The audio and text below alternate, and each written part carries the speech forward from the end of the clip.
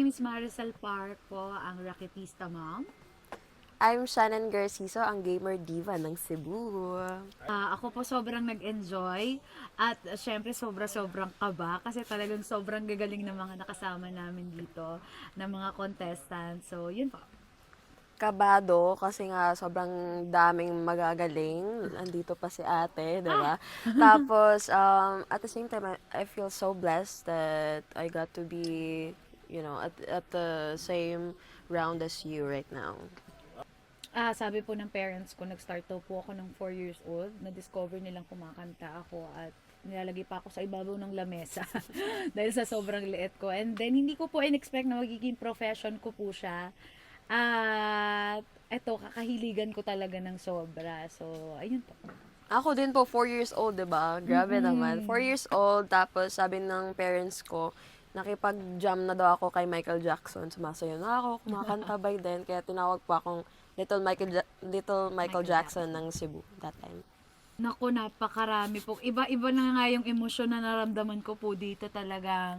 Nandiyan na yung parang nasisepangs po ako kasi isa sa mga challenges po dito yung na masyado ka nang napalapit sa lahat ng contestant na nakakasama mo every day.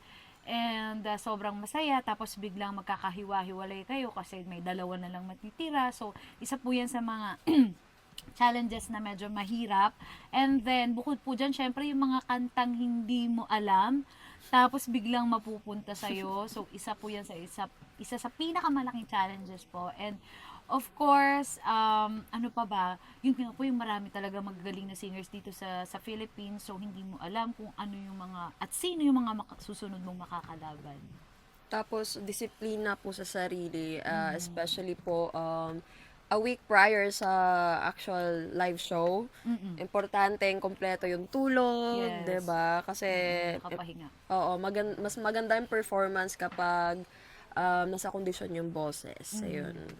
Siyempre sa semifinals, abangan nyo na po ang matindi-tindi pang puksaan ng mga singtestan. So, I'm sure talagang kaabang-abang po ito ng sobra-sobra. At syempre, yung mga twist na pwede pang ipagawa sa atin ng singgali. Yung mga mas malalapang challenges at ayun, more puksaan to come. So yes, iniimbitahan po namin kayong lahat na patuloy po kayong manood ng Singgaling tuwing Sabado po yan, 5:45 p.m. At huwag niyo pong kalimutan, ngayong May 18 na po, ang celebrity edition ng Singgaling, Sing Celebrities. See you there! See you there!